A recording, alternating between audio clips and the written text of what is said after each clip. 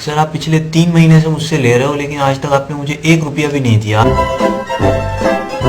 अच्छा आप करते क्या हो? सर मेरा अपना बिजनेस है। किस चीज का बिजनेस है आपका? छोटा मोटा काम है, होलसेल का। ओह माय गॉड, होलसेल करते हो? कब से सेल कर रहे हो अपने होल को?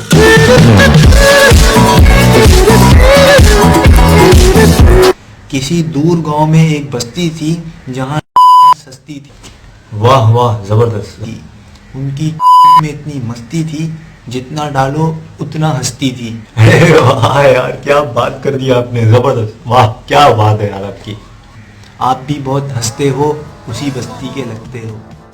खाली हाथ खाली, अंधेरी सुबह है या है रात, साली खुद ही खुद में खुद को कोसू या दूं खुद को गाली। और अब वही खाली हाथ लेके रात लेके बैठा हूँ बंद कमरे में, पसीने की एक आस लेके, टूटा हुआ दिल और मरे हुए जज्बात लेके लड़ रहा मैं अब तक, बस कुछ आखिरी सांसें हैं, खड़ी मेरी मौत बस कुछ थोड़े से फासले पे, लेके पिछला बोझ कैसे चलूं आगे रास्ते पे, मचता तो है शोर पर कोई सुनता नहीं आवाज, जैसे लगे मुझे रोज के ये दिन मेरे